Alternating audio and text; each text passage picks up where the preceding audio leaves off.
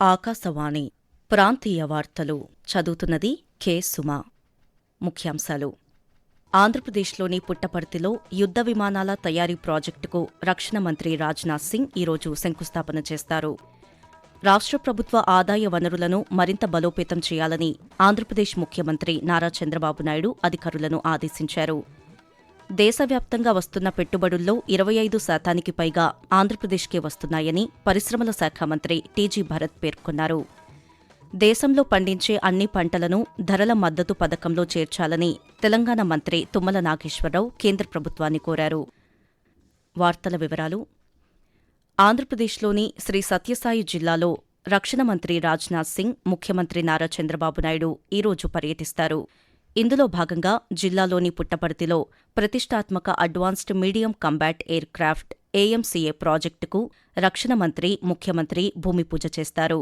సుమారు 15,803 కోట్ల రూపాయల వ్యయంతో 650 ఎకరాల్లో ఈ ప్రాజెక్టు నిర్మించనున్నారు. భారతదేశపు తొలి 5th generation stealth multirole fighter air craft అభివృద్ధి లక్ష్యంగా ఈ కేంద్రం పనిచేయనుంది.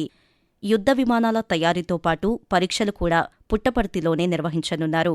ఈ ప్రాజెక్టు ద్వారా దాదాపు 7,500 మందికి ఉపాధి అవకాశాలు లభించనున్నట్లు అధికారులు తెలిపారు. ఈ నేపథ్యంలో అధికార యంత్రాంగం కట్టుదిట్టమైన భద్రతా ఏర్పాట్లు చేశారు.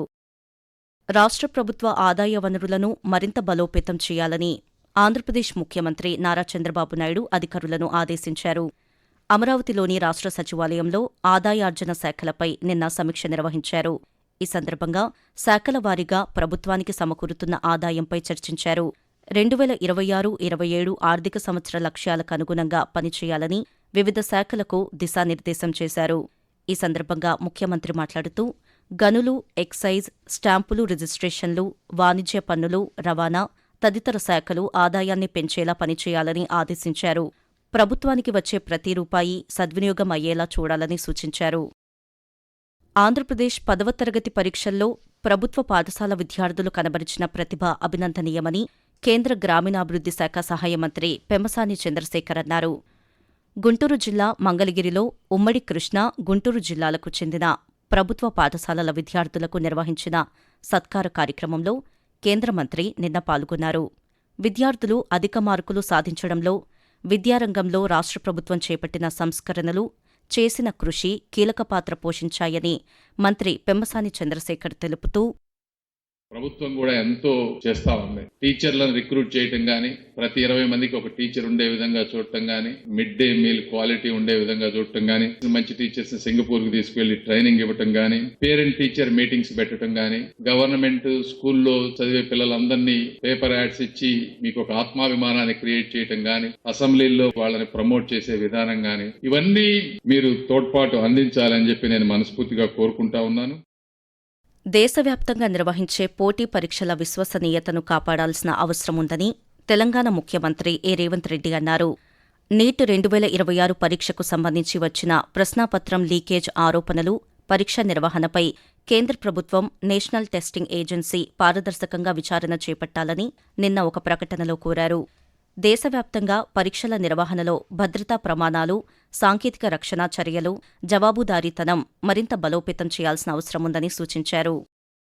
ఆంధ్రప్రదేశ్లో మూత్రపిండాలు, కాలేయ, గుండె సంబంధిత తీవ్ర అనారోగ్య సమస్యలతో బాధపడుతున్న పేదలకు ప్రభుత్వం 895 కొత్త పింఛన్లు మంజూరు చేసిందని గ్రామీణ పేదరిక నిర్మూలన శాఖ మంత్రి కొండపల్లి శ్రీనివాస్ వెల్లడించారు. అమరావతిలో మంత్రి నిన్న మాట్లాడుతూ ఎన్టీఆర్ భరోసా పింఛన్ పథకం కింద డయాలసిస్ చేయించుకుంటున్న వారికి ఈ పింఛన్లు మంజూరు చేసినట్లు తెలిపారు. ఈ కొత్త పెన్షన్లతో ప్రభుత్వంపై ప్రతి నెల 86,34,000 రూపాయల అదనపు భారం పడనున్నట్లు తెలిపారు. ఆకాశవాణి ప్రాంతీయ వార్తలు వింటున్నారు. దేశవ్యాప్తంగా వస్తున్న పెట్టుబడుల్లో 25% పైగా ఆంధ్రప్రదేశ్కే వస్తున్నాయని పరిశ్రమల శాఖ మంత్రి టీజీ భరత్ పేర్కొన్నారు. అమరావతిలోని రాష్ట్ర సచివాలయంలో నిర్వహించిన పాత్రికేయుల సమావేశంలో నిన్న మంత్రి మాట్లాడుతూ పెట్టుబడుల ఆకర్షణలో రాష్ట్రం గత 2 ఏళ్లుగా గణనీయమైన పురోగతి సాధించిందన్నారు.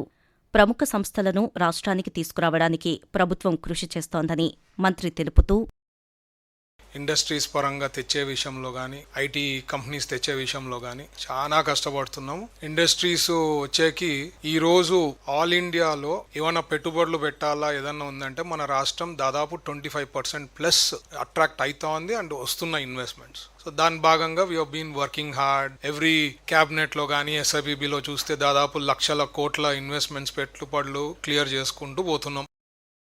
సమాజంలో ట్రాన్స్జెండర్లు ఆత్మగౌరవంతో జీవించాలన్నదే ఆంధ్రప్రదేశ్ ప్రభుత్వ లక్ష్యమని మంత్రి డోలా శ్రీ బాలవీరాంజనేయ స్వామి అన్నారు. అమరావతిలోని రాష్ట్ర సచివాలయంలో మంత్రి అధ్యక్షతన ట్రాన్స్జెండర్ సంక్షేమ బోర్డు సమావేశం నిన్న జరిగింది. ఈ సమావేశంలో ట్రాన్స్జెండర్ల సంక్షేమం, నైపుణ్య శిక్షణ, స్వయం ఉపాధి అవకాశాలపై చర్చించారు. ఈ సందర్భంగా మంత్రి మాట్లాడుతూ ట్రాన్స్జెండర్లకు అన్ని ప్రభుత్వ సంక్షేమ పథకాలు అందిస్తున్నామని తెలిపారు. వారి కోసం ఆసుపత్రుల్లో ప్రత్యేక ఓపీ సదుపాయం కల్పించనున్నట్లు వెల్లడించారు. దేశంలో పండించే అన్ని పంటలను ధరల మద్దతు పథకం పీఎస్ఎస్లో చేర్చాలని తెలంగాణ వ్యవసాయ శాఖ మంత్రి తుమ్మల నాగేశ్వరరావు కేంద్ర ప్రభుత్వాన్ని కోరారు. పంట దిగుబడుల్లో 75% వరకు కేంద్ర ప్రభుత్వమే కొనుగోలు చేసే విధంగా చర్యలు తీసుకోవాలని కోరుతూ ఈ మేరకు కేంద్ర వ్యవసాయ, రైతు సంక్షేమ శాఖ మంత్రి శివరాజ్ సింగ్ చౌహాన్కు నిన్న లేఖ రాశారు. రైతులకు నిజమైన గిట్టుబాటు ధరలు అందాలంటే కనీస మద్దతు ధరలో ఎంఎస్పీని 30-40% వరకు పెంచాల్సిన అవసరముందని అభిప్రాయపడ్డారు. పత్తి, పప్పుధాన్యాలు, నూనె గింజలు సహా ఇతర పంటల విషయంలో కూడా రైతులకు భరోసా కల్పించేలా కేంద్ర ప్రభుత్వం ప్రత్యక్ష కొనుగోళ్లు చేపట్టాలని మంత్రి తుమ్మల నాగేశ్వరరావు సూచించారు. అంతర్జాతీయ కుటుంబ దినోత్సవాన్ని ఈరోజు ప్రపంచవ్యాప్తంగా జరుపుకుంటున్నారు.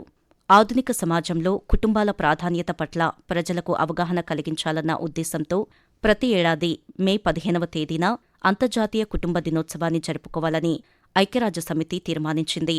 కుటుంబ విలువలను పెంపొందించడం, కుటుంబ వ్యవస్థను బలపరచడం, సమాజంలో కుటుంబ పాత్రను గుర్తించడం, సమాచార, ప్రసార మాధ్యమాల ద్వారా ప్రజలకు కుటుంబ వ్యవస్థ పట్ల అవగాహన కలిగించాలనే లక్ష్యంతో అంతర్జాతీయ కుటుంబ దినోత్సవాన్ని నిర్వహిస్తున్నారు. రవాణా రంగం ప్రజల దైనందిన జీవితంలో కీలక పాత్ర పోషిస్తోందని, ప్రభుత్వం రవాణా రంగ బలోపేతానికి ప్రత్యేక ప్రాధాన్యత ఇస్తోందని ఆంధ్రప్రదేశ్ రవాణా మంత్రి మండిపల్లి రాంప్రసాద్ రెడ్డి పేర్కొన్నారు. గుంటూరు జిల్లా తాడేపల్లిలోని క్యాంపు కార్యాలయంలో ఆంధ్రప్రదేశ్ బస్ ఆపరేటర్స్ నూతన కార్యవర్గ సభ్యులు మంత్రిని నిన్న మర్యాదపూర్వకంగా కలిశారు. ఈ సందర్భంగా రవాణా రంగానికి సంబంధించిన పలు అంశాలపై చర్చించారు. వాతావరణం. నైరుతి బంగాళాఖాతం, దానికి ఆనుకుని ఉన్న పశ్చిమ మధ్య బంగాళాఖాతంలో తీవ్ర అల్పపీడనం కొనసాగుతోందని విశాఖపట్నం వాతావరణ కేంద్రం తెలిపింది. ఇది ఈశాన్య దిశగా కదిలే అవకాశముందని, ఈ వాతావరణ పరిస్థితుల ప్రభావంతో ఆంధ్రప్రదేశ్ వ్యాప్తంగా రానున్న 5 రోజుల పాటు తేలికపాటి నుంచి ఒక మోస్తరు వర్షాలు కురిసే అవకాశముందని వాతావరణ శాఖ అధికారి జగన్నాథ్ కుమార్ తెలియజేస్తూ, ఋతుపవనాల యొక్క ఆగమనం అండమాన్ నికోబార్ దీవులకు 16వ తేదీ కనిపిస్తున్నాయి. ఇప్పుడు ప్రస్తుతం ఉన్న సంవహన వర్షపాత పరిస్థితుల వల్ల రాష్ట్రంలో రాబోయే 5 రోజులు కూడా చెదురు ముదురుగా తేలికపాటి జల్లులు, ఉరుములు, మెరుపులు కొనసాగే అవకాశం ఉంది. కోస్తా జిల్లాలపై 1-2 చోట్ల 40-50 కిలోమీటర్ల వేగంతో ఈదురుగాలులు 1-2 చోట్ల వీచే అవకాశం ఉంది. ఇక గరిష్ట ఉష్ణోగ్రతల్లో రాబోయే 4 రోజులు కనిపించట్లేదు. కానీ 5వ రోజు తర్వాత 7వ రోజు లోపల క్రమేపీ పెరుగుదల కనిపించి 2-3 డిగ్రీల గరిష్ట ఉష్ణోగ్రత పెరిగే అవకాశం కనిపిస్తుంది. ప్రాంతీయ వార్తలు ముగించే ముందు ముఖ్యాంశాలు మరోసారి. ఆంధ్రప్రదేశ్లోని పుట్టపర్తిలో యుద్ధ విమానాల తయారీ ప్రాజెక్టుకు రక్షణ మంత్రి రాజ్నాథ్ సింగ్ ఈరోజు శంకుస్థాపన చేస్తారు.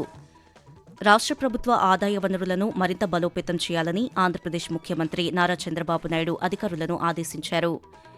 దేశవ్యాప్తంగా వస్తున్న పెట్టుబడుల్లో 25% పైగా ఆంధ్రప్రదేశ్కే వస్తున్నాయని పరిశ్రమల శాఖ మంత్రి టీజీ భరత్ పేర్కొన్నారు. దేశంలో పండించే అన్ని పంటలను ధరల మద్దతు పథకంలో చేర్చాలని తెలంగాణ మంత్రి తుమ్మల నాగేశ్వరరావు కేంద్ర ప్రభుత్వాన్ని కోరారు. ఆకాశవాణి ప్రాంతీయ వార్తలు ఇంతటితో సమాప్తం.